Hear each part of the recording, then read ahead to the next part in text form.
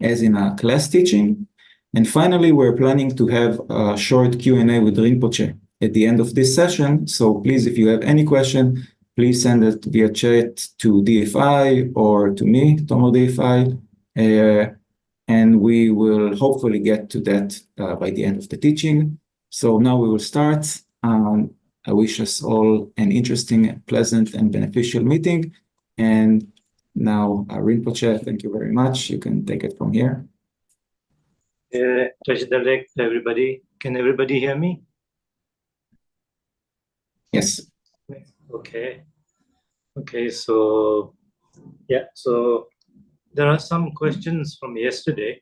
So maybe I would like to, start with those questions, because again, at the end, there would be too many.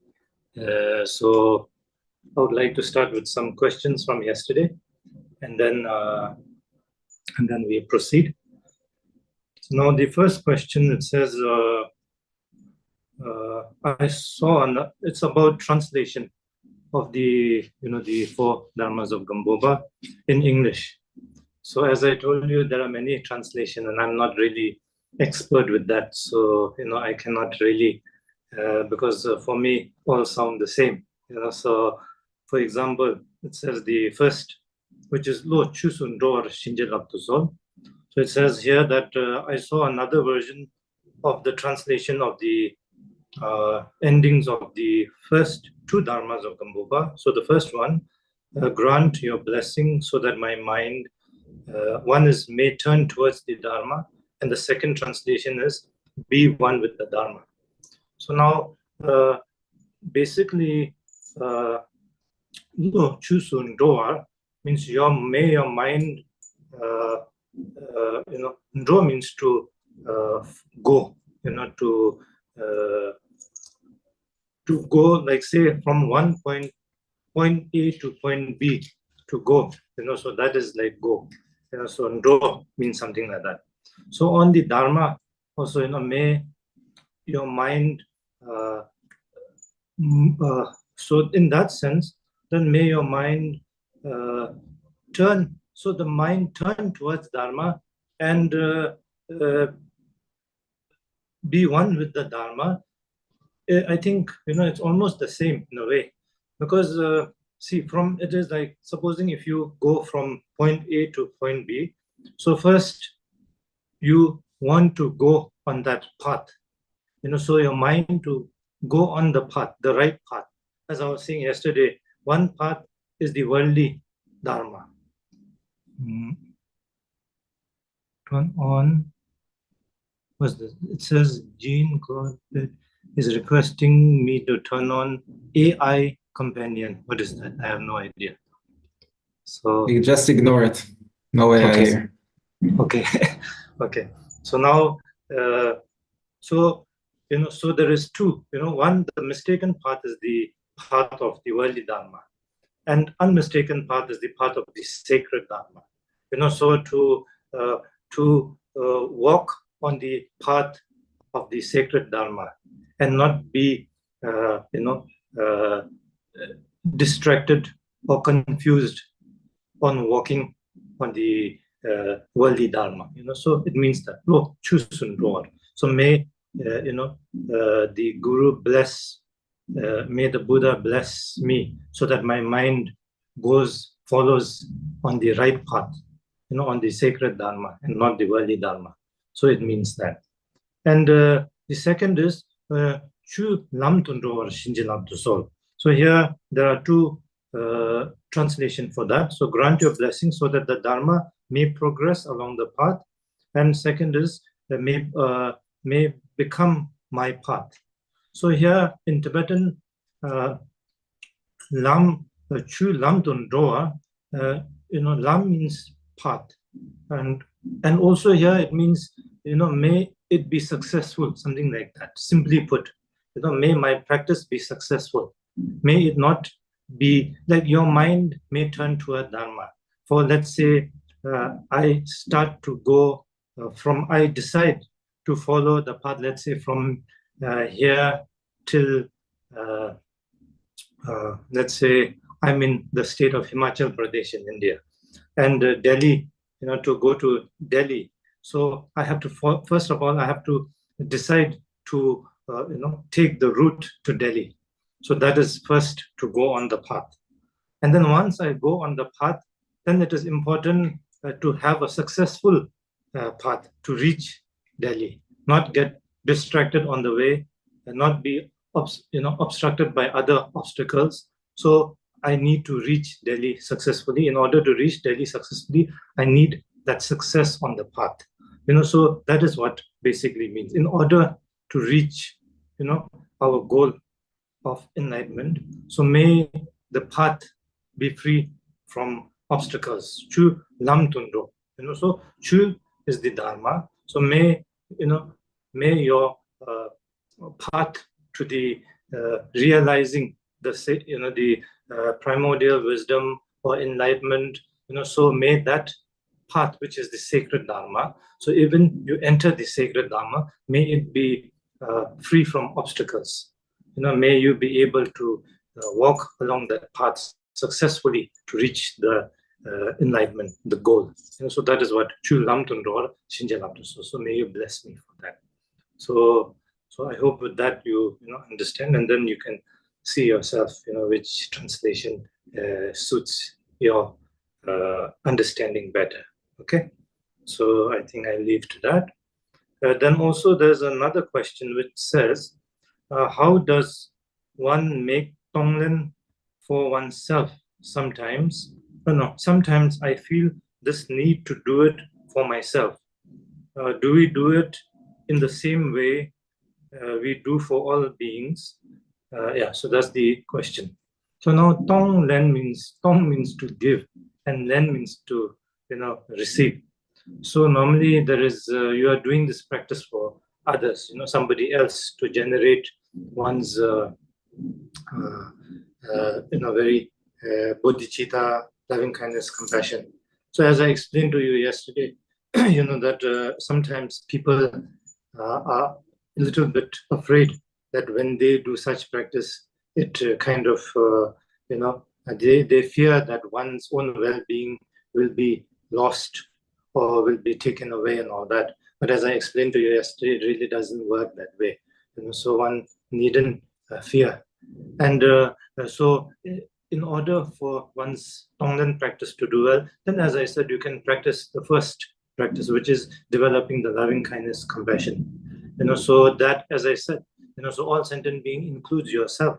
So you can start with yourself. Yes, that one truly wish to be happy. So recognize that clearly and establish that. And also not just wishing to be happy is enough. We need to know how to create the right condition to achieve that happiness for ourselves. So clearly recognize that, clearly develop that cause for those happiness. See the right cause for happiness, and then develop, develop that strength in oneself to develop those cause. And same with the suffering. So truly recognize what is suffering. Instead of, many people shy away from suffering because don't want to, it's too negative for you. But then if you shy away from anything, there's no way to overcome it. The first step to overcome anything is by accepting and then understanding, recognizing. And so when you do that, then one understands what is the cause of that problem. So work on truly establishing that understanding of the suffering for oneself. One doesn't wish to be, unhappy. One doesn't wish to suffer, but why we suffer? So first accepting the suffering, and then recognizing the suffering. And after recognizing, then I'm trying to, see what is the cause of those suffering. And then working on those cause of suffering, the root cause of those suffering, so that one can be free from that. So genuinely developing that, so that is loving kindness, compassion for oneself. Then gradually from oneself to one's near and dear ones. And then from that to those around oneself. Then gradually to the entire society, then the entire, humanity, then the entire, universe, entire beings this way. So one can do practice. So this way, and then gradually the Tonglen practice. So like that one can do this. Okay, and now the third question is, can you please develop more on? No. Can you please, I think, explain more about karma? Usually we associate it with past, present, and future lives, and it is very difficult to believe in such concept. Okay, so now karma, as I said, it's a we call lay, lay jumde in Tibetan. So lay is action, and every action has a cause and effect. So that is karma. Nothing comes about without a cause. No effect is without a cause, and no cause is without an effect. So that way, that is karma. Action, one's action, and that is changing. Changes, as we saw. Everything is changing all the time. So not only here, as I said, when one only thinks about future lives, and they say it is difficult to kind of accept, and why one cannot accept is because one cannot see, isn't it? But one can't. You have to. You have to see things with a very open mind. Not with a very small, narrow mind. Even with establishing it through reasoning. Everything has past, present, and future. Like as I said, today did not come about without yesterday, and tomorrow will not come about without today. So that is a simple fact, isn't it? So today you are here. You cannot tell yourself there's no tomorrow. I don't believe in tomorrow because you haven't experienced tomorrow. You cannot say there wasn't yesterday, because I cannot see yesterday or experience yesterday right now. I only see right now. So that is not very stable reasoning, isn't it? And like thoughts, we had certain thought yesterday. We are having thoughts today. And you cannot say yesterday, you cannot remember all the thoughts that you had yesterday. So that doesn't mean you did not have a thought yesterday. You had the thought yesterday, but today you cannot remember. So because you cannot remember doesn't mean you didn't have a thought yesterday. So that way, one has to be open and really, reasoning this way, and not just, you cannot see, so it is not there. In the past many hundreds of years, people, on the other side of the world never saw people on this side. So then you cannot say I'm the only one. There's no other beings. You cannot say that. Just because you don't see doesn't mean it is not there. So as we have, we are able to travel around the world, and we see, that there are other beings, not just me. So like that. So it is actually is very simple. If you reasoning with a very open mind, then it is very simple. Karma, cause, and condition is a very simple to understand actually. So don't block yourself with only what I can see, I believe. What I cannot see, I don't believe. Because this is simple law of nature. Everything has a cause and condition. And its effect. So like that. So yeah. So you can check with anything. So maybe in the beginning, if not so much, you are having difficulty with trying to understand with your this life, past life, and future life, then just look around you. Take anything. You can just pick up anything and then see, whether that had a past, whether it has a present, and whether it will have a future. If you have some kind of, let's say, you buy some, like a beautiful flower. You go to the market, buy a beautiful flower, and put in your room. And then you see, where did that flower come from? Today it's in your room, but where did that come from? It did not appear there from nowhere. It came from, where you bought the flower, and that also came from where it was, in the farm where it was, how do you say, planted. So it has a past, it has the past. And the present is right now, you have it in your room. You can see the flower, and then in the future, tomorrow, day after, gradually the flower will wither away, it will dry, and then one day you will have to change, so that is the fact, so that is past, present, future.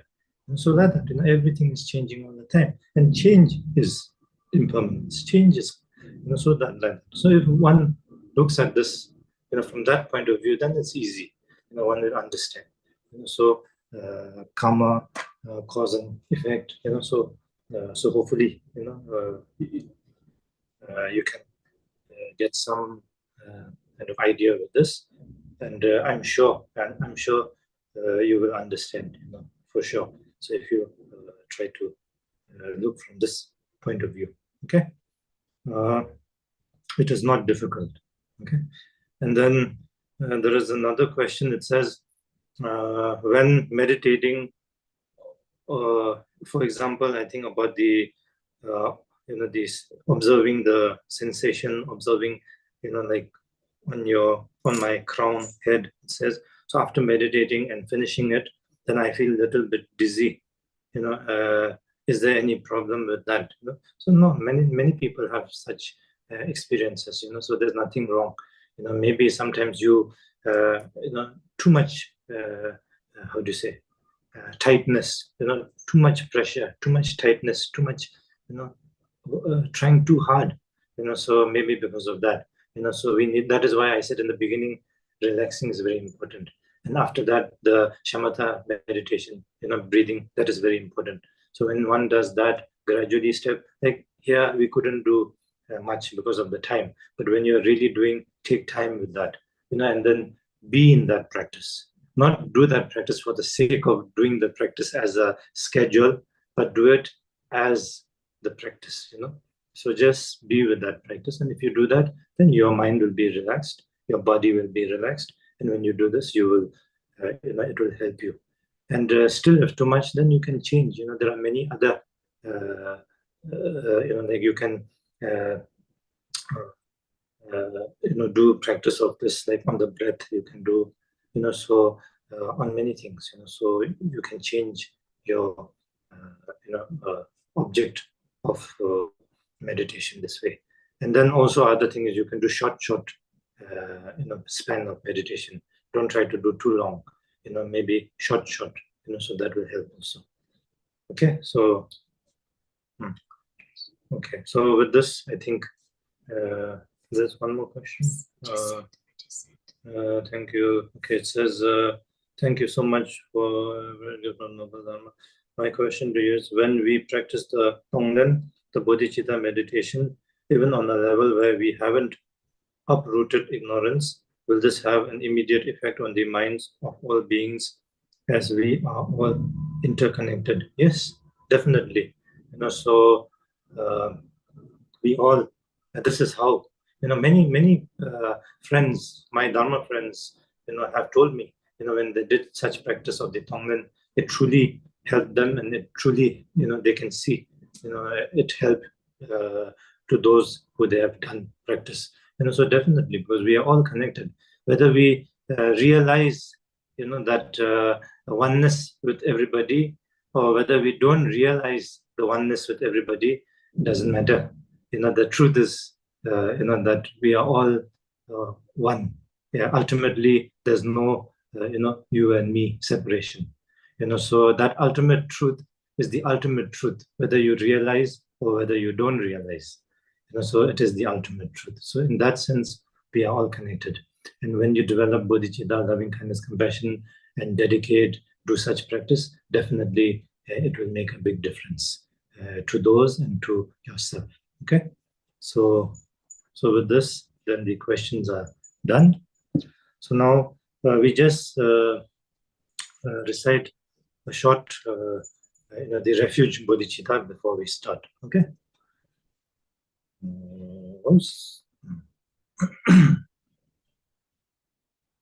Okay, I'm waiting for the. Okay. Sanji Chudang Toji Chonam Changju Pardu Dan Chausu Dage Jinso Jebe Sonam Drola Benjira Sanjin Rupara Sho Sanji Chudon Soji Chonam Chanju Bardo Dani Chabsoji Dagi Jinso Jibe Sunam Drola Benjira Sanjin Rupara Sho Sanji Chudon Soji Chonam Chanju Bardo Dani Chabsoji Dagi Jinso Jibe Sunam Drola Benjira Sanjin Rupara Sho.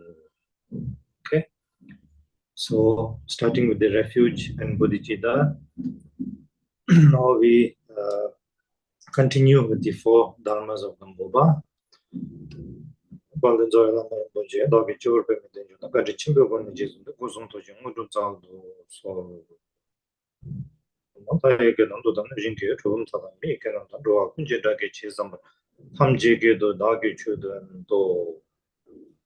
So now today is the third Dharma of Gampopa. So Nam Tuba Salvar Shinjal Abdusal.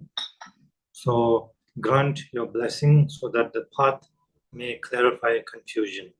So that is the third practice.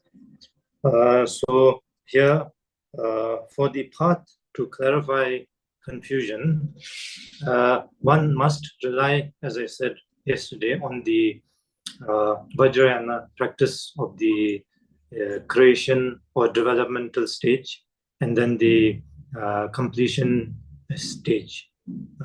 So the skillful, profound method of the Vajrayana practice. Through these profound practice, one transforms the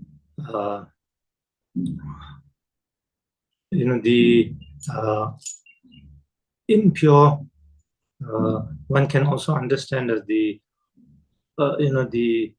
deluded, obscured, the ignorance of one's outer and inner, to one's outer and inner, body, speech, and mind. So that we can say impure, right? So impure is something that is not pure or not the ultimate state. So that way, and it transforms it into its very pure being, the outer and inner being, which is the enlightenment, or the enlightened body, speech, and mind, which is the ultimate body, speech, and mind. So under the confusion of ignorance, then one holds on to the external world and the internal beings as a true, solid, permanent, singular, reality. So that is ignorance, true ignorance. And we think everything is independently, existing. Everything is permanent. There's nothing is changing. Everything is solid, so that we hold on to things as such. And this, with such an illusion, then we are lost in this confusion. So that is confusion. Now it is possible to transform, is the right word. Sometimes they say eradicate, but transform such confusion through the practice of the emptiness, but it will take a very long time, because studying on the emptiness nature, and so in such, and then it takes much longer time, it is said. So therefore, the very profound and skillful method of the Vajrayana path, and it is said that it is not difficult also. It is simple, not difficult, yet very profound and quick, and that is taking the fruition as one's path. So this is the profound method of the creation and absorption practice. And through such a skillful path, then all the confusions are clarified or transformed in a very, in a quick way. And the confusion of holding external world and internal beings as impure and true existing, solid, etc. So all are transformed to the pure state of its very being through the practice of the developmental stage, which is inseparable from the union of the appearance and emptiness. So in Tibetan we say, nang tong sungjuk. So nang means appear, appearance. Tong means emptiness. So nang tong sungjuk means the union of the emptiness and appearance, together. So in this way, so such practice are done with this base on this.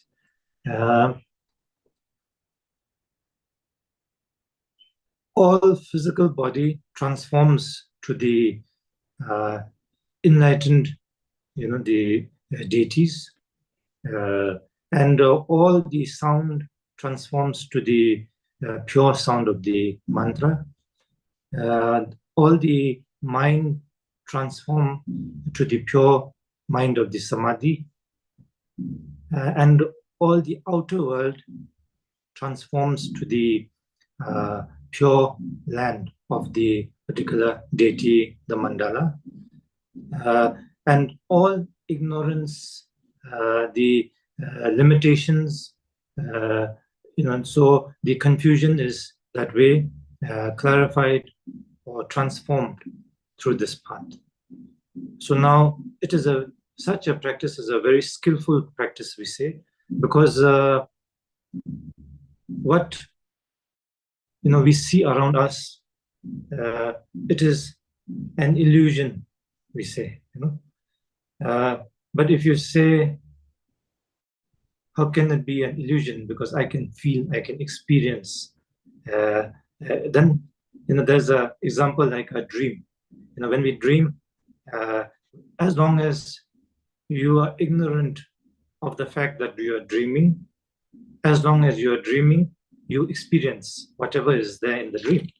If you have a very difficult time in the dream, you will experience that difficult time. If you are having a very nice time in the dream, you will experience that happiness. So in the dream, you will experience everything that is happening, though it is a dream. But the moment you wake up from the dream, then it is just a dream. It wasn't there. It's just a dream. So in the same way, here also, this, I, my body, you, everything around you, this world, so all this solid that we cling on to, all this, it is said, is like an illusion. That is not the reality of things. How we hold on to dualistic perception, our dualistic perception, the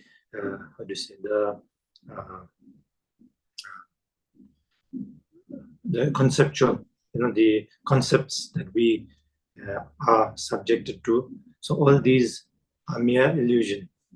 But as long as we are obscured from recognizing or realizing this as an illusion, then we are lost in this. But when we realize the nature of all that as the union of emptiness and clarity, or the emptiness and appearance, and then it is like we wake up from the dream and recognize the true nature of all that is within oneself and outside of oneself, and that is freedom from this trap of the samsara, the illusion. And but it is easy to talk, easy to understand in a analytical way, but difficult to really transform that. So the skillful method, such as the developmental and the absorption practices, make that possible practically. How?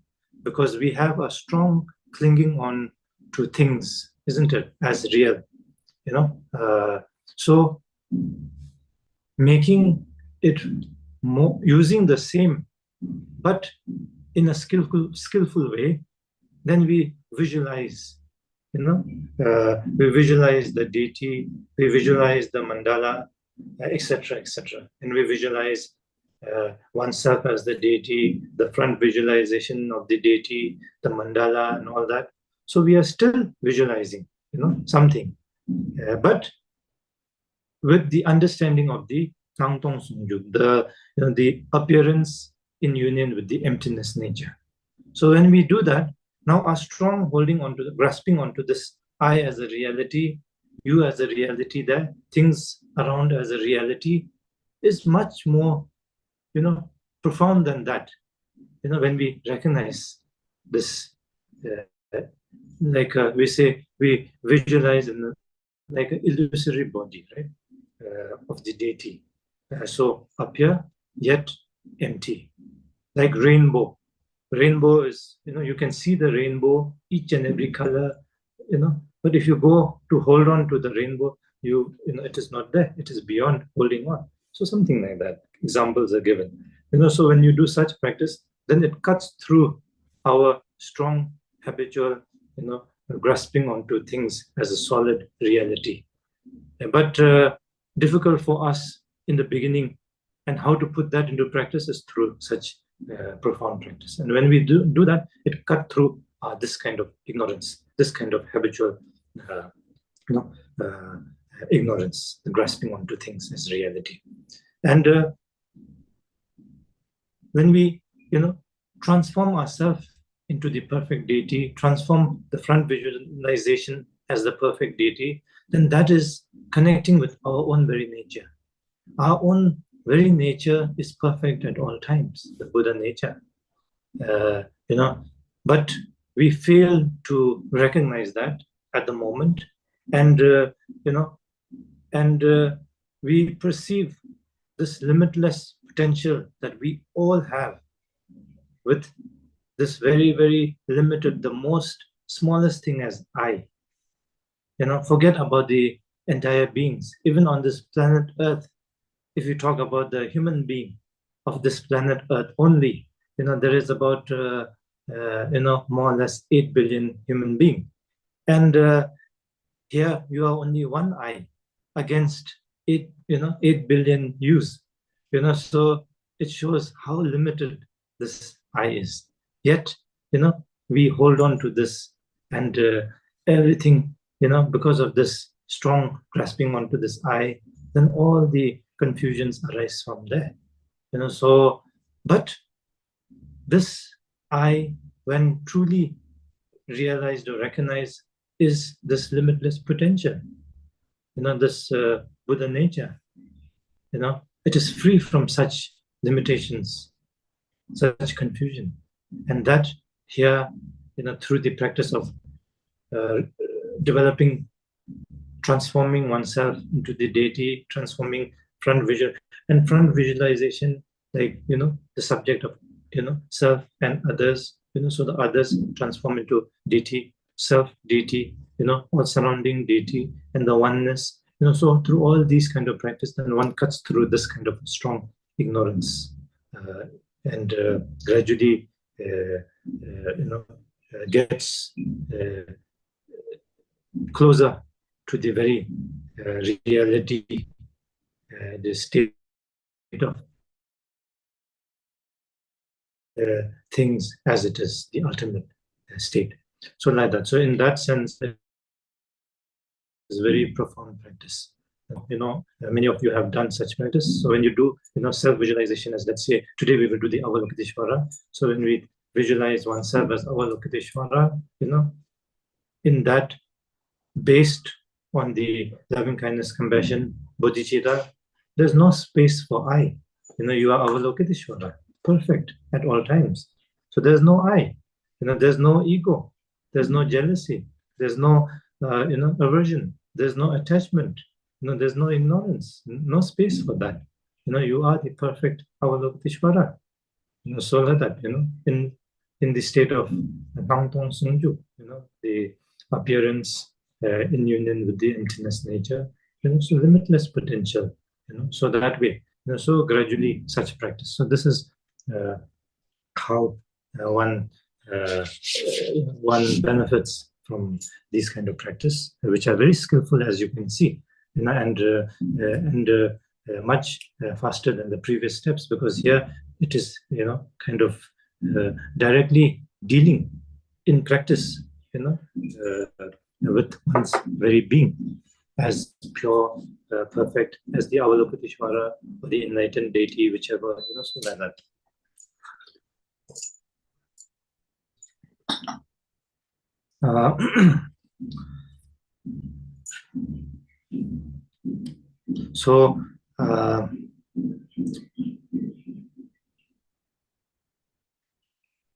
So now only the practice of such the developmental and absorption stage transform all the confusion into wisdom.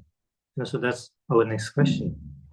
So Gampopa said, that it is difficult with only these two methods to directly transform confusion to wisdom. The reason is that during the developmental stage practice, one holds on to the understanding of the reasoning and validation, isn't it? Like there's something to transform, something pure, something impure, so all this, the visualization and all that. So there's reasoning, validation, etc., etc. So still there's some limitations.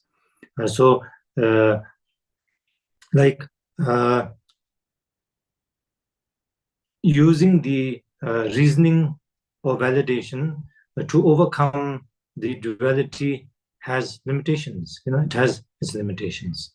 So therefore, then in order to directly transform confusion to wisdom, then the most direct and the most profound path is the path of Mahamudra. So that is the fourth, the fourth Dharma of the Gampopa, which says, Trupa Yeshi Sucharva. So grant your blessing so that the confusion may dawn as wisdom. So here, the fourth, Dharma of Gampopa. So now, of course, the previous, one can attain enlightenment through the path or the third stage of practice of the Gampopas, the Dharma. But here it's talking about the most, profound, as in the most swift. So in that sense, so directly pointing out the nature of mind. So instead of, so here it is direct pointing out, the Mahamudra, the practice or the path of the Mahamudra is direct pointing out the nature of one's very mind, rather than, rather than means of transforming something, and then visualizing, etc., etc. So here, direct, so it is, in that sense, it is more, it says it's more profound. So here, seeing the very nature of confusion as the wisdom, the Dharma Dhatu, recognizing and realizing the very nature of ignorance or the confusion as the union of cognizance and emptiness. So that is,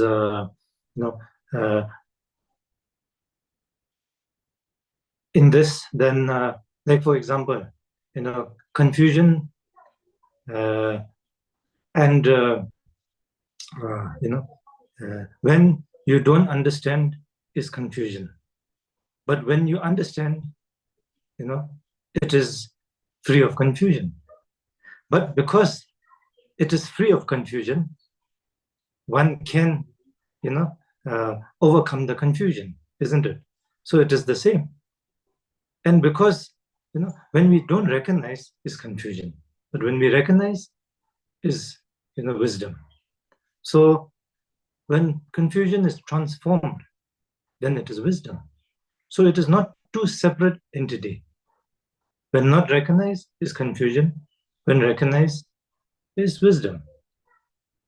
See, so it's a whether you recognize or whether you not recognize the wisdom, the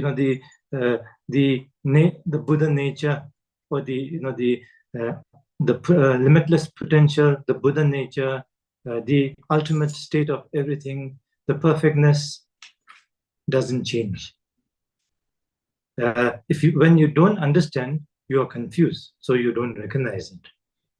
But when that confusion, when you realize or recognize, then that transforms into wisdom of the realization.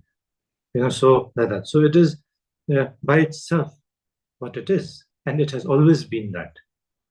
So it is not something that you have to bring from outside and then get rid of something from inside. So not like that. So here, like there are examples, like gold. So gold, when it is covered by the dust or the dirt, and then one doesn't recognize or see the gold. But that doesn't mean the gold is not gold. When you clean the dirt off the gold, then the gold has always been the gold. The precious material of the gold is always, the precious gold. But when it is covered with the dirt, one doesn't see the qualities of the gold. But just because you don't see the quality of the gold doesn't mean the gold has lost its quality. It has always been there. The quality of the gold has always been as it is. So like that. So here in the same way. So for example, let's say this bottle here. So this bottle, it's there, but presently this bottle is like let's say the Buddha nature or the realization, and temporarily it's covered like this with the our ignorance of obscurations of clinging on to things as reality, a solid independent reality, etc. And that is our ignorance of the mind, the confused mind. So we cannot see the very reality. But that doesn't mean it is not there. So through our such practice, then direct introduction, for example, in Mahamudra, the direct introduction of what its very nature, when you remove this confusion, then it has always been there. It has always been here. So not brought, not lost, but temporarily obscured. So that, so it is, so that way, it is a direct pointing out the nature of one's mind and things, the all phenomena, the ultimate reality or the truth. So now,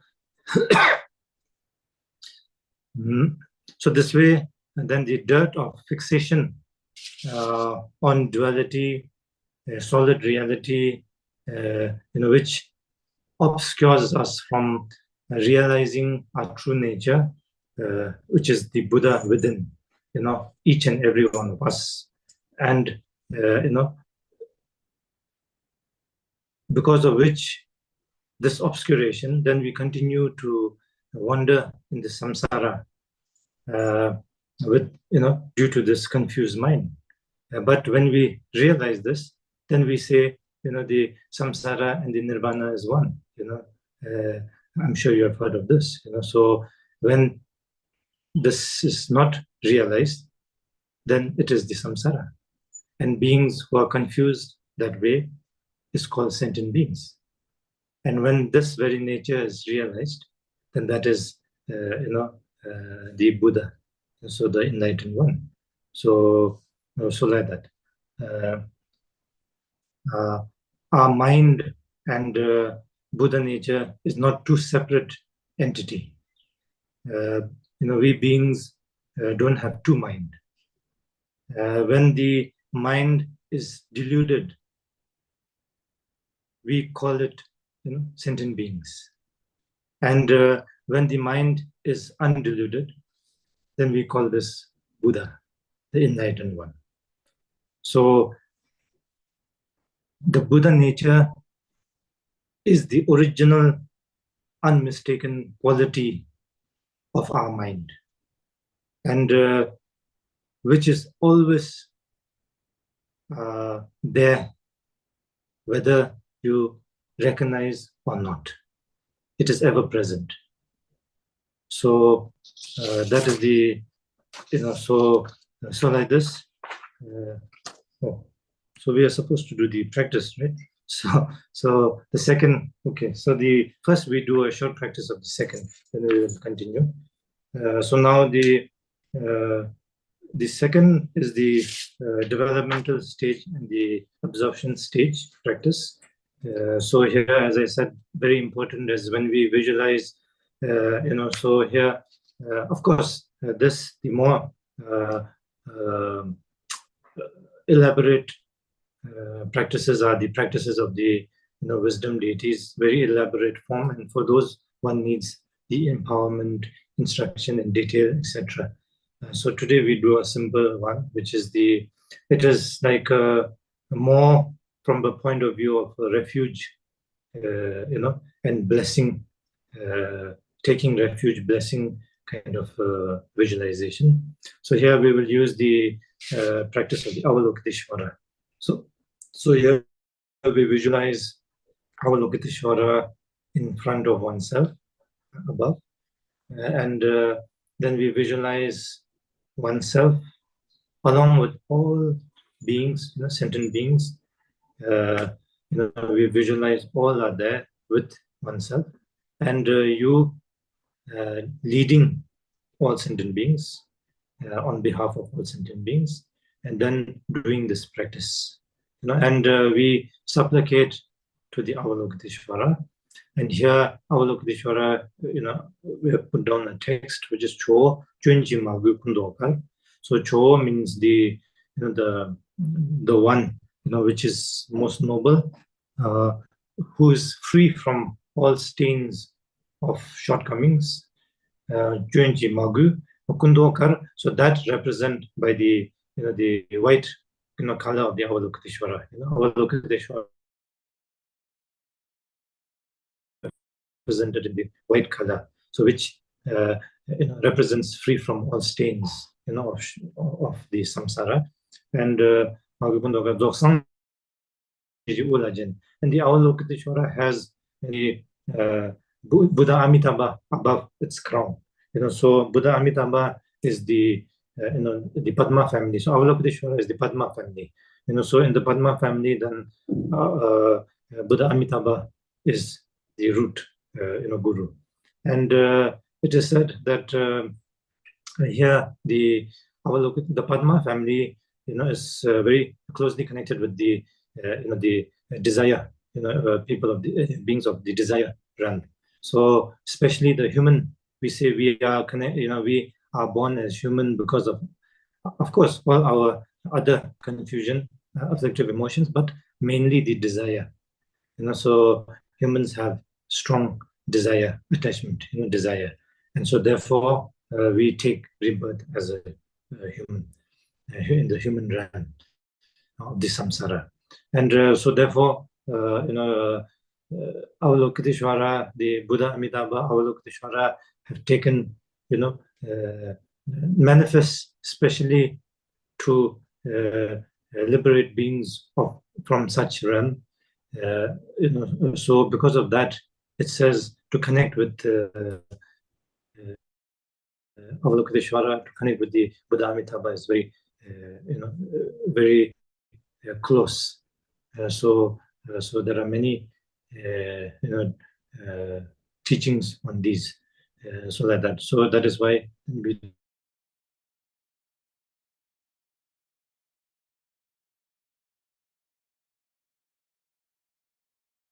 so means with, then you are supplicating with your great loving kindness, compassion, blessing. May you bless all sentient beings, of course, including yourself. So all sentient beings. So it says, you look upon all beings with the eye of compassion. So may you bless all sentient beings to be free from the shortcomings of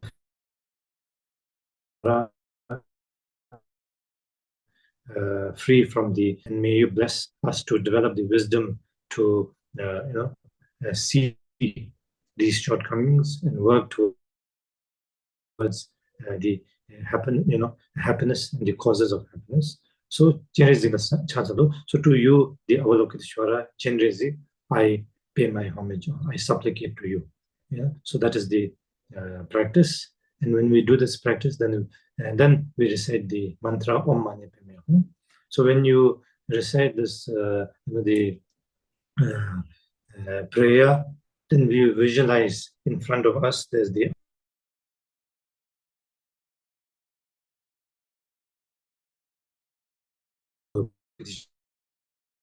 Ishvara. Into that, supplicate.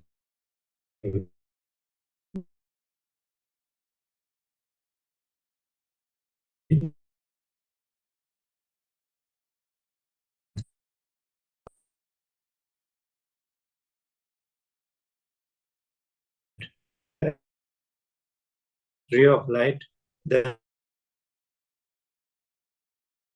kind of hits you and hits to purify negative karma, the obscurations, along with all the sentient beings' negative karma, obscurations, and then purifies all of us. And through this kind of blessing, then we transform into the Avalokiteshvara ourselves.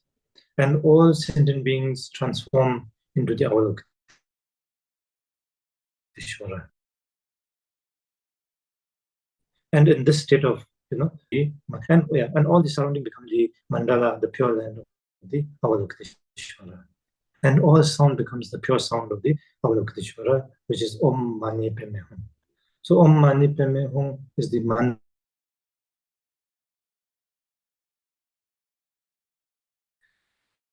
So mantra normally means the liberate. So mind is the one which when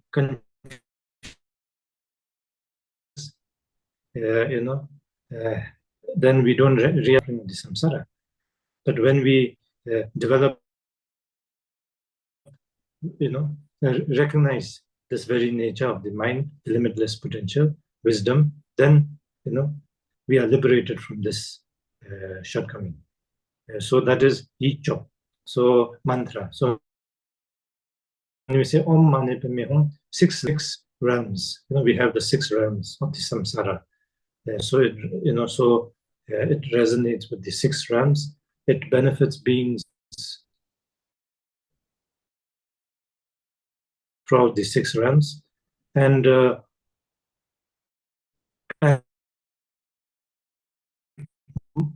Om Mani Padme Hum also the enlightened body, speech, and mind of all the Buddhas. The Avalokiteshvara. Mani means represents the skillful method.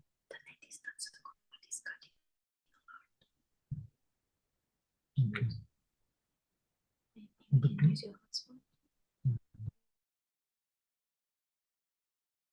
Change to your hotspot. It's come. Can you use your hotspot or you Yeah, I'm using hotspot. It's come. Can everybody hear me now?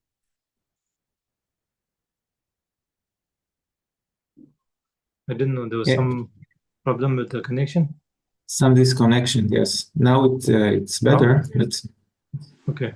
So can I continue or I need to start from somewhere? Maybe can you just review a little bit like visualization at the beginning. Okay, so I need to start the visualization, right? So yeah, so when we supplicate jo chunji magukundo agar dosang jeji ulajin tuje chinchin dolazi chenre zigla chasalo. So here we are supplicating to the Avalokiteshvara. So you know, you are saying, Lord, you know, the untainted by flaws, the shortcomings, you know, the confusions, who is untainted by that. Your body is white, so white represents that, free of such stains. And you, the one who's adorned by the Buddha Amitabha, who's the root guru of the Avalokiteshvara, who is in the family of the Padma family. So, the changes to you, the compassionate one, the Avalokiteshvara, who always, you know, look upon beings to liberate beings from suffering. So I supplicate to you. You know, so with this, then you visualize front of you the Avalokiteshvara. Of course, as I told you that time, in the form of, you know, appearance, yet you know, emptiness nature. You know, so in union. So this way, and then you yourself, as you are, surrounded by all the sentient beings. So you, on behalf of all sentient beings, leading all sentient beings, supplicating to the Avalokiteshvara to be free from you know, the sufferings and the causes of sufferings, which are the ignorance, you know, the confusions, and supplicating to Avalokiteshvara that may you attain the realization of the Avalokiteshvara, which is your, you know, primordial nature, your very essence, which is, you know, your limitless potential, which is one with the Avalokiteshvara. So may you realize that. May Avalokiteshvara bless you to realize that. And may Avalokiteshvara bless all sentient beings to realize this. So with that kind of supplication, then you visualize that, you know, all the, from the Avalokiteshvara, then a great ray of light, white in color, appear, and then, you know, touches you and all sentient beings, filling up the entire, you know, space. And with this entire realm, the 6 realms, you know, it fills. And then with this purifies all your shortcomings of the all sentient beings.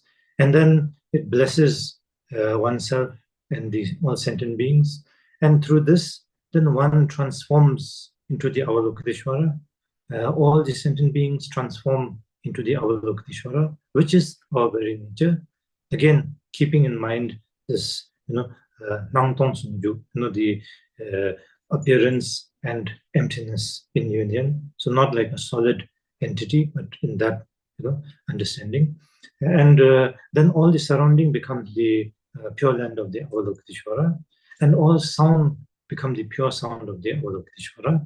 And in this, the Om Mani Padme Hum recitation we recite, and the mind in the state of meditation, the samadhi of this, you know, holding on to this kind of meditation.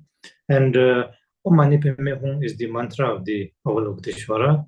So Om represents the body, speech, and mind of the enlightened ones. Mani means represents the skillful means. Padme represents the wisdom. So Mani is the skillful method, representing the method, and Padme is the you know, the representing the emptiness nature, the wisdom, and Hum is the you know, the activity of the enlightened ones. You know, so here it means, you know, and this is the mantra. Mantra means the, you know, as I said, Yi Chop. Yi means mind. Chop means to liberate one's deluded mind, confused mind, into the mind of the enlightened one. You know, so so from this confused mind to the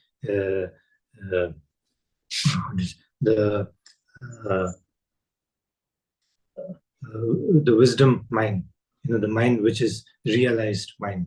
You know, so so that is done by this, you know, the union of the method and emptiness nature. You know, so then we recite the Om Mani Padme Hum, and the 6th syllable also, you know, resonates with the six realms, represents the six realms, and through this then purifies and liberates beings of the sixth realm, and also transforms the confusion into wisdom this way. So we meditate on this for a while that way, and so yourself, all surrounding become the pure, Avalokiteshvara, the sound of the pure sound of the Avalokiteshvara. All the surrounding become the pure mandala of the Avalokiteshvara, and in this we meditate for a while. And then next is the next page is, can you put the next page? I will just explain first. Yeah. And then now after holding on to this kind of visualization, and then you remain in this state of samadhi, the meditation. So, and then when one is done, then you visualize that the Avalokiteshvara, dissolves into light and dissolves into oneself.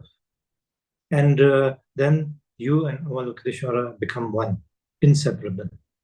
Your body, speech, and mind with the Avalokiteshvara's body, speech, and mind become one. And this also then, with this then, all sentient beings also same. So Avalokiteshvara dissolve into all sentient beings, and all sentient beings, body, speech, and mind completely in one with the Avalokiteshvara's body, speech, and mind, and become one with the Avalokiteshvara. And in this state, then we do the dedication.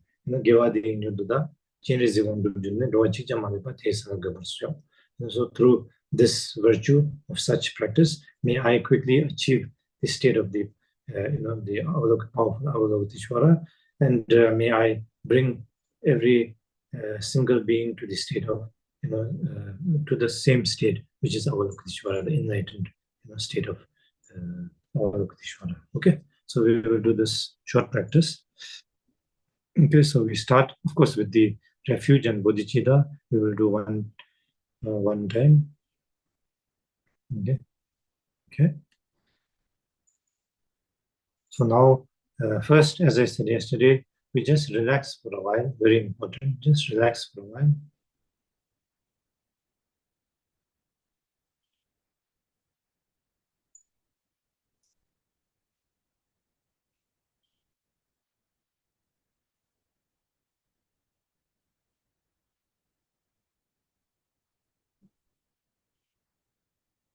Now, we sincerely take refuge to the Buddha, Dharma, and Sangha. As I explained, that is the innate quality, the limitless potential of each and every one of us. So wishing to truly realize this innate potential in each and every one of us, and then we take refuge to the Buddha, Dharma, and Sangha. And one wish to realize this innate potential for the benefit of all sentient beings, to realize their innate potential. So then with this thought, we do the refuge and bodhicitta, and we put our hands in the mudra of the supplication. Sangji chudang soji chonam la chanchu bardo dani chapsoji dagi jinzo chibi sonamji drola penjira sangji druparashu Sangji chudang soji chonam la chanchu bardo dani chapsoji dagi jinzo jibi sonamji drola penjira sangji druparashu sangji chudang soji chonam chanchu bardo dani chapsoji dagi jinzo jibi sonamji drola penjira sangji druparashu. Now we do the practice itself. So one can put your hand in the mudra of the meditation, and we read slowly, the visualization 3 times. Cho junji magu kundo kar zosang jiji ula jen Tuji, Jinji, Dola, Zik, Jinri, Zigla, Chancellor. So here you can also, if you wish to have your hands in the supplication mudra, so you can do that also. If it brings the the inner, if you can connect that way also. Okay.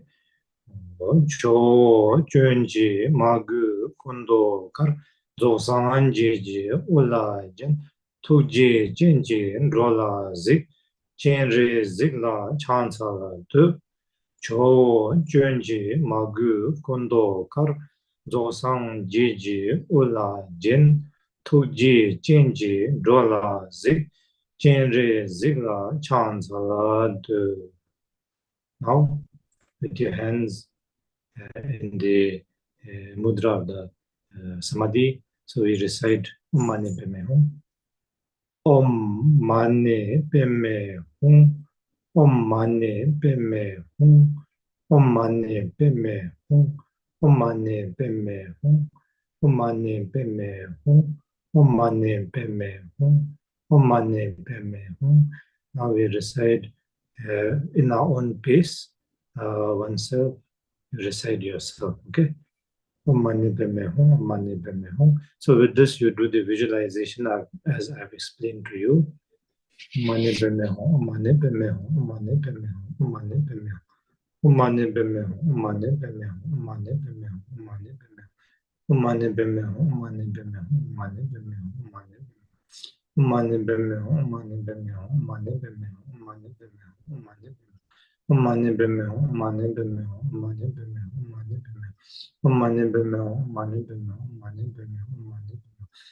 Om Mani Padme Hum, Om Mani Padme Hum, Om Mani Padme Hum, Om Mani Padme Hum. Om Mani Padme Hum, Om Mani Padme Hum, Om Mani Padme Hum, Om Mani Padme Hum. Om Mani Padme Hum, Om Mani Padme Hum, Om Mani Padme Hum.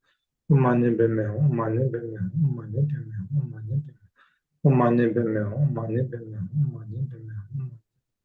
Om Mani Padme Hum, Om Mani Padme Hum, Om Mani Padme Hum. Om Mani Padme Hum, Om Mani Padme Hum, Om Mani Padme Hum, Om Mani Padme Hum. Om Mani Padme Hum, Om Mani Padme Hum, Om Mani Padme Hum, Om Mani Padme Hum. Om Mani Padme Hum, Om Mani Padme Hum, Om Mani Padme Hum, Om Mani. Om Mani Padme Hum, Om Mani Padme Hum, Om Mani Padme Hum. So now you can also recite the Om Mani Padme Hum in your mind. So without sound, just read Om Mani Padme Hum with your mind, mental recitation.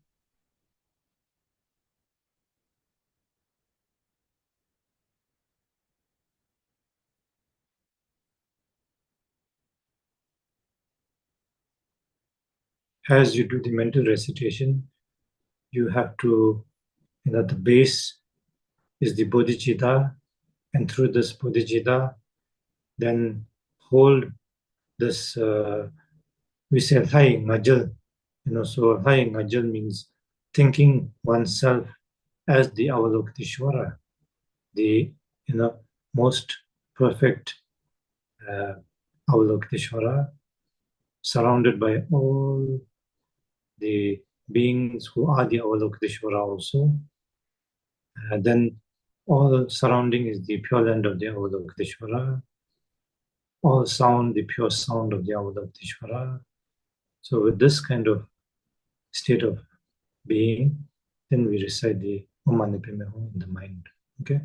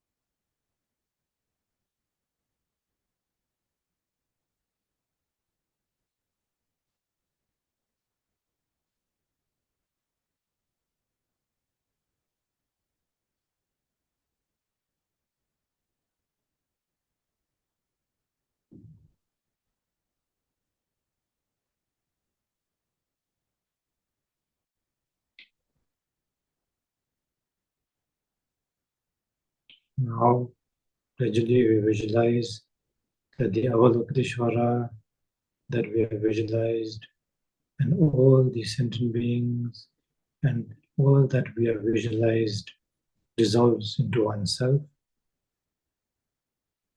and oneself also dissolves into the emptiness nature.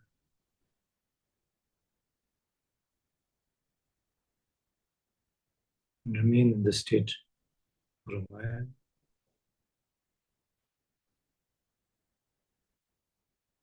And as a thought arises, then we transform ourselves back into the Avalokiteshvara, all sentient beings as the Avalokiteshvara, all surrounding as the pure land of the Avalokiteshvara, all sound as the pure sound of the Avalokiteshvara. And in this, then we do the short dedication. Okay, so can we have the dedication? Gewa de nyurdo da chenre zewa dubjurani drowa chikja malupa te sala gubarasho. Now just remain in this state of samadhi for a while.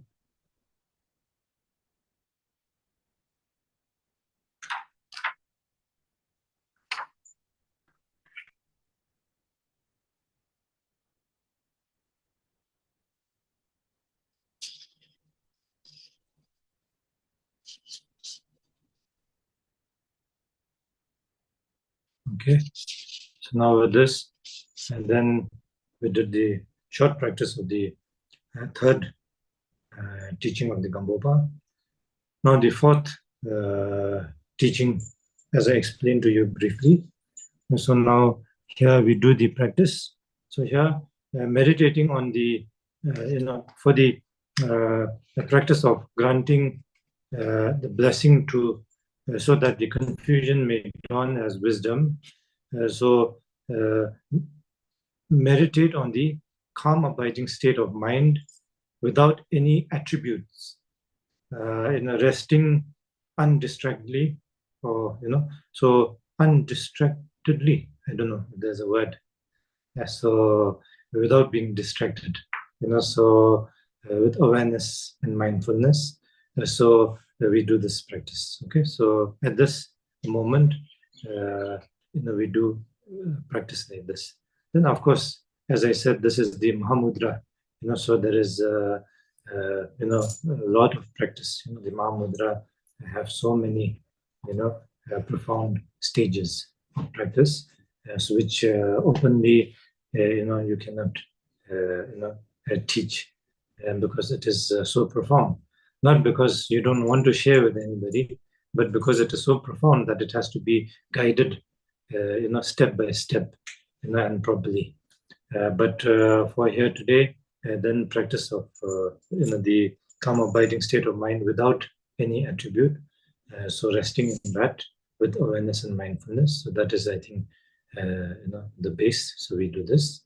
So again here, same. We just relax for a while.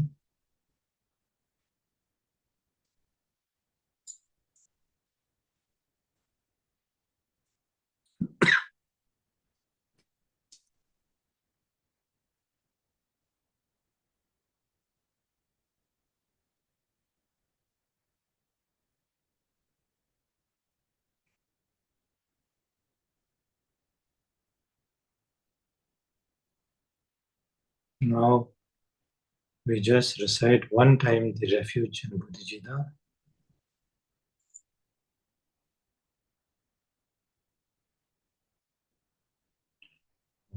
Sanje Chudon Soji Chonam Chanchu Pardo Dane Chapsuji Dagi Jinso Jibe Sunamji Drola Penshir Sanje Drubara Sho.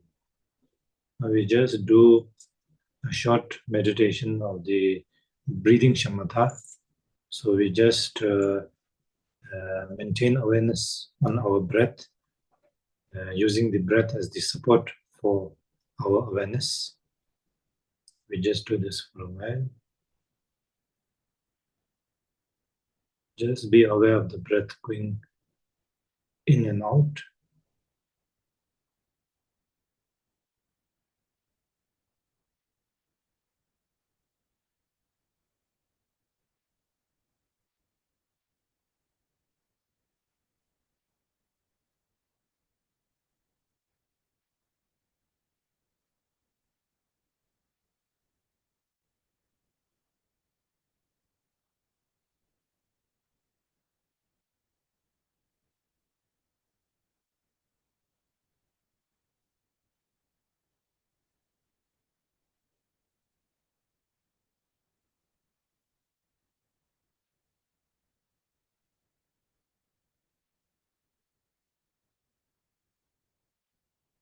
Now gradually maintaining this calm, abiding state of awareness and mindfulness.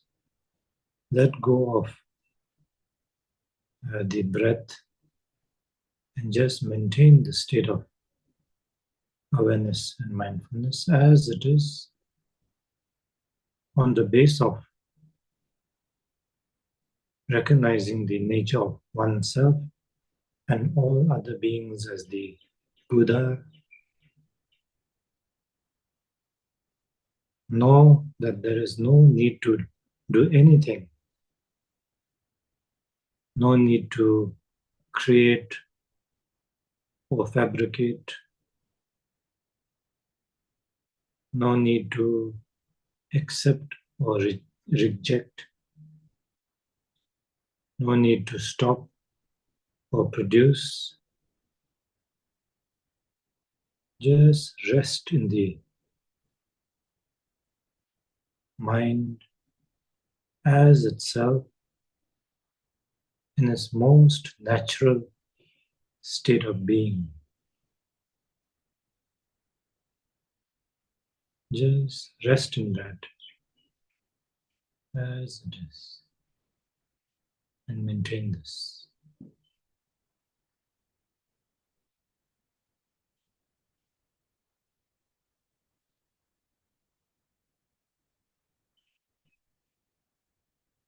In a non-distracted, non-meditating, and non-fabrication way. In Tibetan we say, Mayeng Megom Zome.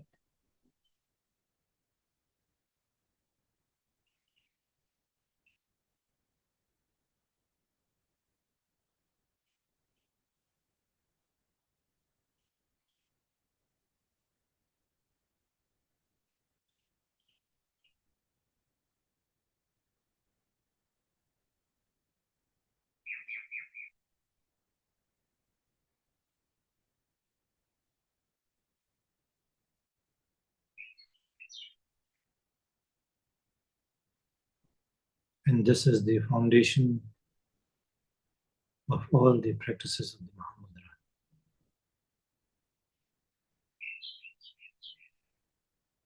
So maintaining this, then we do the dedication.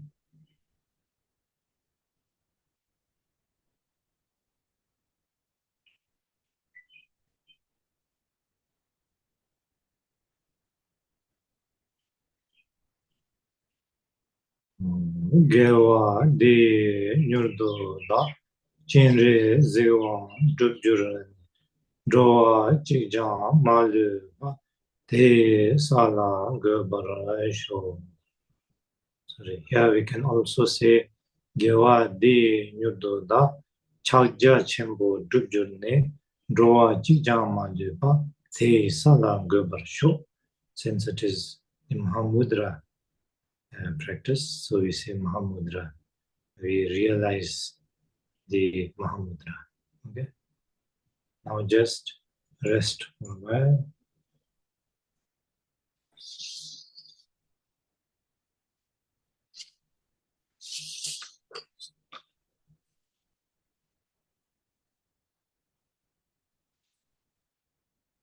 Okay.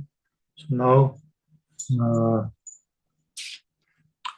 So with these, then, so yeah, yesterday I forgot, as I told you, traditionally, then first is the 4 reminder, first practice. Second practice is the 4 uncommon preliminary practices, such as the, the practice of the prostration, the refuge, then the Vajrasattva, then the mandala, the Guru Yoga. So all those practices which associate with practice of aspiration and action, bodhicitta, accumulation of merit, purification, etc. So that is the second practice of the second dharma. And then the third, as I said, it is the practice of the in the developmental stage and the completion stage, which are the path of skillful means. We say tablam. Tab means skillful means tablam, and especially in the lineage of the Kaju, the extraordinary practice path are the path of the skillful means and the path of the liberation. So we say tablam and tolam. So tablam, the skillful means are practices such like the developmental stage, the developmental stage, and like, for example, the DT practices, then the 6 Naropa yoga, Niguma yoga, etc. So these are the tabla, and this clarifies confusion. And on top of this, the completion stage, through this, when one experiences the subtle wisdom of great bliss, or the great blissful emptiness, even the subtle confusion of the path is on the path is clarified. So this way, and then the 4th practice is the confusion itself to transform to wisdom, like the 5th instructions of transforming poison into medicine. So there are, like how one transforms poison into medicine. So same way, so these is an example. So direct method is the practice of the Mahamudra, as I told you. So which is the path of liberation, Tolam. So Tolam is the path of liberation is the path of Mahamudra, and Tablam, the skillful means are the practice of the developmental stage, the absorption stage, etc. So that. So now that is the the practice. So this way, the 4 practices for the 4 dharmas of Gampopa. And now again,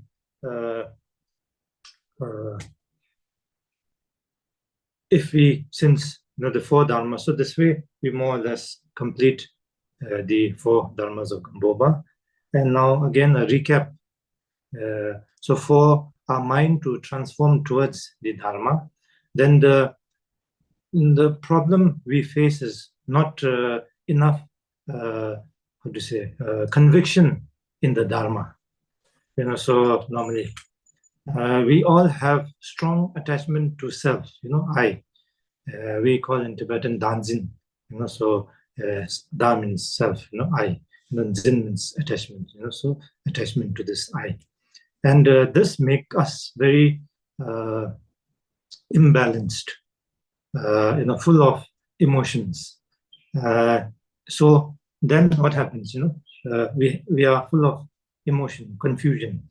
And then in this, easy to be happy, easy to be upset, easy to get hurt, easy to hurt others, so like that, so because so much, confused with these afflictive emotions, not able to see the reality, and, then we obscure ourselves from the reality. And in this, we are, so many confusion, and we face so many problems, so experience problems. So that is, so with this kind of a mind, then we are not able to truly develop a genuine mind that turns towards the sacred Dharma and a spiritual mind, as I explained to you yesterday. It eludes us from achieving a deep level of, a meaningful life, a deeper, meaningful life. We get so engrossed and, enslaved by the relative worldly dharma of, for example, fame, wealth, power, etc. And this brings about a lot of sufferings. So for our mind to turn towards the sacred dharma, more deeper meaning of life, a spiritual mind, then it is important to contemplate and meditate on the, as I said, impermanence and the karma cause and effect. And when we do that, then we are able to, develop, a more spiritual mind, a more, deeper meaning of our life. And so, as I said yesterday, here we are not saying, all these are, not good. We shouldn't be enslaved by that. So that is important. So we are developing the wisdom of, their true nature, which is subject to change through the impermanence, and that they alone cannot bring about the result of lasting happiness. These power, fame, etc. We see that their very nature is impermanent, changing all the time. So if we hold on to them as permanent, solid, real, then it is ignorance, and in this, then it creates more and more problem. We collect them to be free from suffering and to give us happiness, but through such mean, then it brings us more problem, more suffering. But if we can, recognize their true nature, very being, then what happens is we are not enslaved by it. If we know their reality as impermanent, changing all the time, so this way, then you can make the best out of it, yet not be enslaved by it, not be affected by it. So that is very important. So this way, when we, and then we also know how to utilize it in the right way, understanding the karma, cause, and condition. So like this. So this is,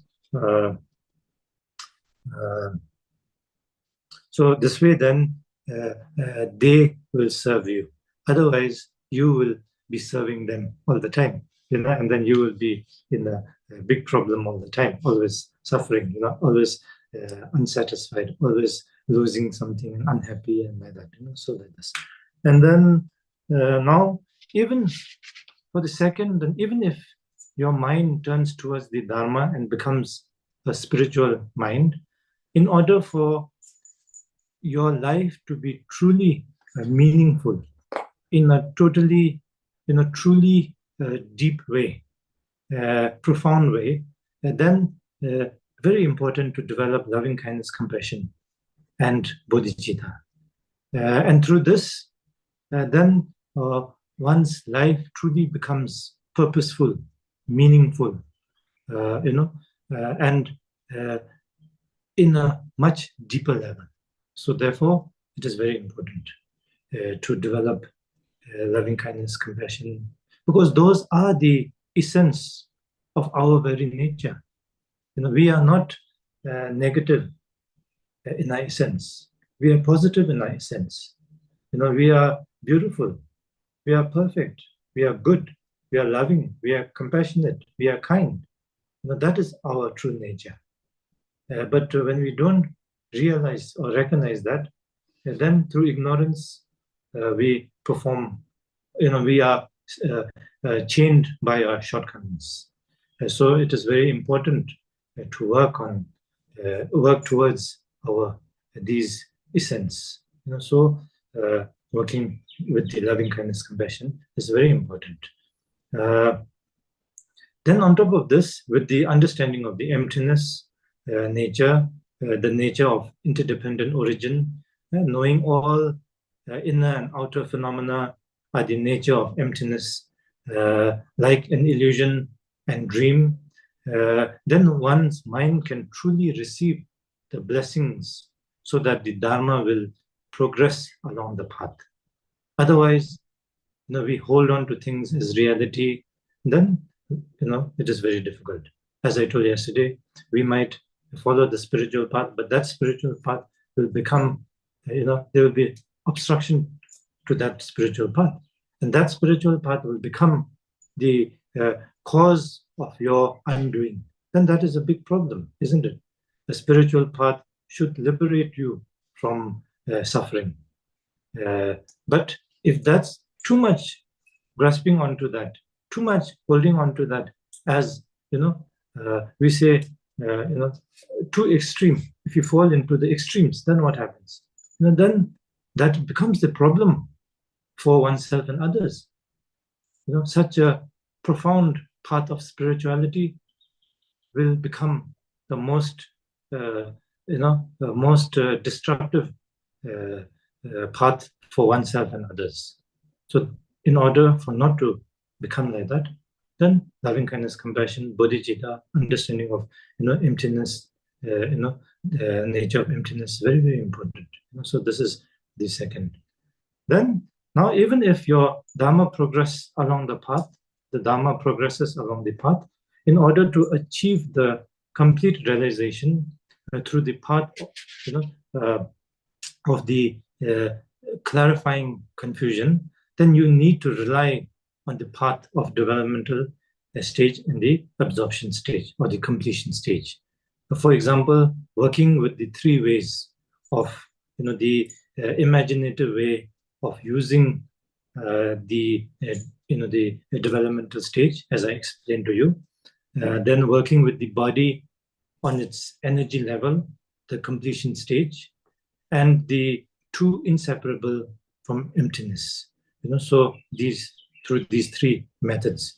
With these stage, when one practice, then one gains complete accomplishment of enlightenment by clarifying confusion. And then the fourth.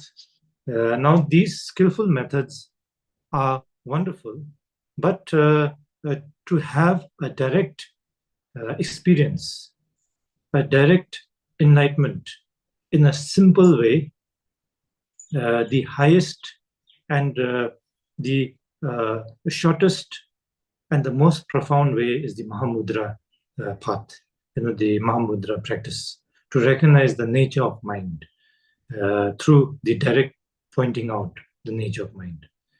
But this cannot, as I told you, be taught openly, in like this in public, not because it is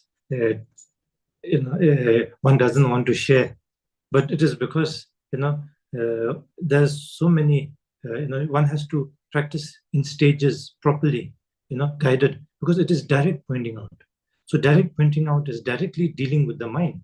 So we need direct instruction, direct practice, very important. Like, for example, medicine.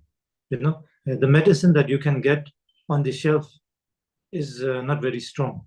It takes time to cure you, but gradually it will cure you. But if you have, the strong medicines, the truly concentrated medicines can immediately cure your problem, but you cannot get over the shelf because it is dangerous if you don't know how to take. You need a proper doctor. You need to see the doctor, take the medicine in a proper way, in the proper time, everything properly, and then that will, has a very strong direct effect. So in the same way, and so it's not because one doesn't want to share, but it is because of these reasons. So because of these reasons, then one has to practice such with a master student, step by step this way. And so like that.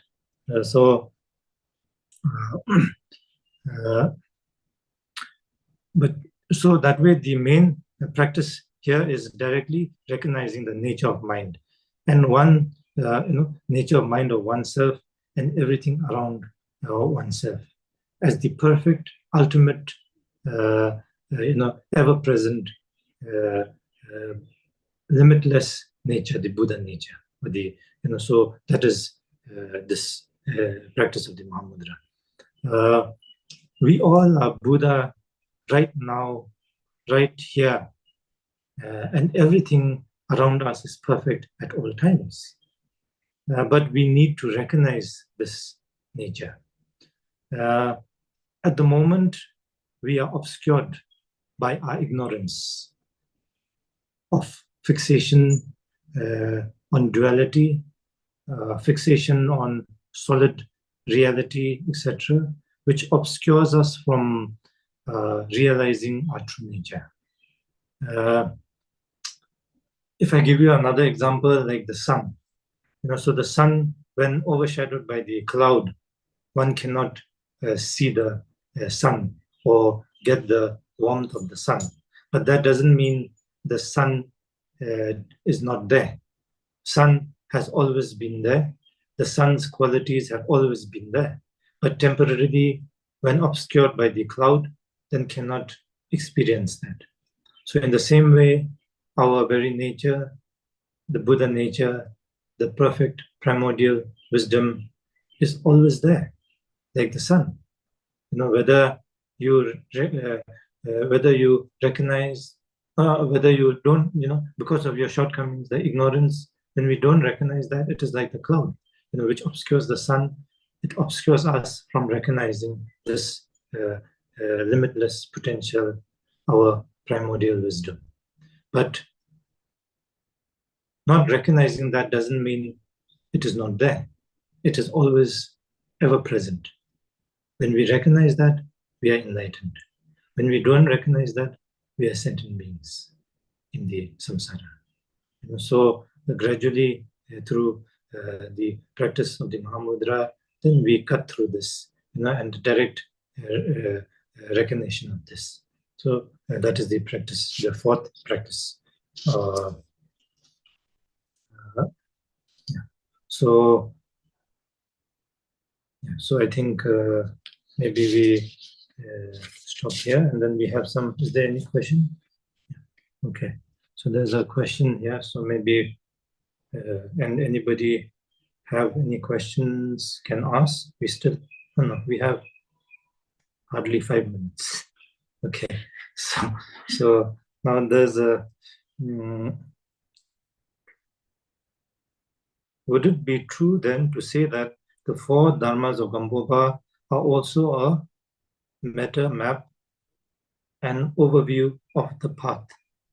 So that the first Dharma includes motivation practice, the second Dharma includes accumulation practice. So both of them include Mando, and the third Dharma practice to transform practice, including Tantras, and the fourth Dharma points to the liberation practice, including Mahamudra. Yes, so on the first day I told you, it is a complete practice, right from the first stage to the complete realization. So the 4 Dharma of Gampopa encompasses the entire teaching of the Buddha. So yes, so that is why it is so profound, and this way. Okay, so I think that's it. Okay, so I hope it has been of some benefit to all of you listening these 2 days of the sharing these little knowledge that I have received. Of course, I received these teachings from great masters, but limited to my own understanding.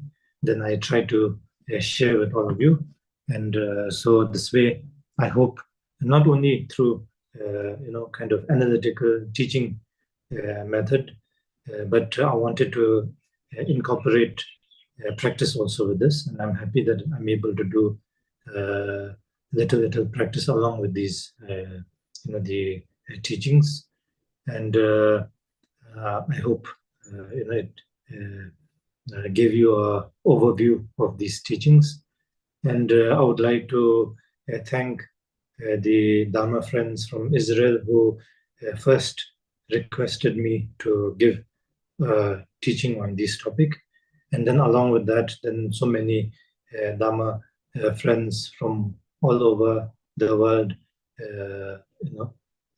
requested to teach these and was, interested in learning and sharing this teachings. And so I'm very happy that I'm able to share this with all of you, and and also especially to all the translators, without whom I would not have been able to transmit these teachings to so many of you. And so I want to truly thank all the translators here for spending your precious time and helping to translate for me. And so with the merit of all of us, myself transmitting these teachings, and all the merit of all the translators translating these teachings, and the merit of all of you taking part in these teachings, for the benefit of oneself and others. So may we dedicate the merit for all sentient beings to be free from suffering and the causes of suffering, and may be happy and the causes of happiness in the present times, and gradually attain the complete realization of the Mahamudra. So for this, can we make a short dedication? Okay, so can we have the dedication? Okay. Gyawa de nyurdo da chaja chembo dubjuran drowa chikjang malu ba te sala gubarasho. Just absorb that what we have made, the dedication, we just absorb that for a while. Wish that from the deep within us, sincerely, genuinely,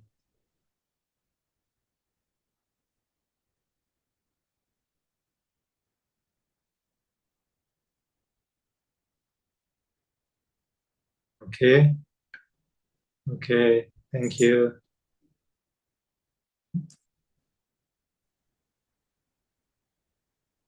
Okay. Rinpoche, thank you very much for this important and precious teaching, and also for the practice. Thank you very much. Thanks again to all the translators. Thank to Titi and Hua from Palpong Friends for setting up and coordinating all these meetings. Thanks to all the participants for joining us today. I'll just mention that the Dharma Friend of Israel is organized only by volunteers, and that all teachings are offered on the basis of donation. So if you'd like to practice practice generosity, which will enable us to express our gratitude to our teachers and also to continue our activities. With that said, I'd like to thank Rinpoche again. Everyone be well. Take care. I hope to see you again in future meetings. Okay, take care. Thank you. Thank you. Thank you, Rinpoche. Thank you. Okay, thank you. Bye-bye. Thank you, Rinpoche. Thank you. Thank you, Rinpoche.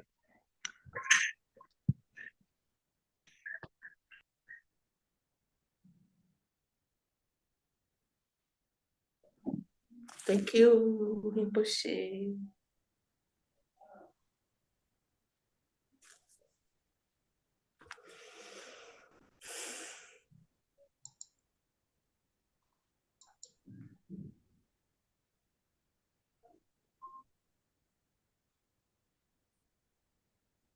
Gracias.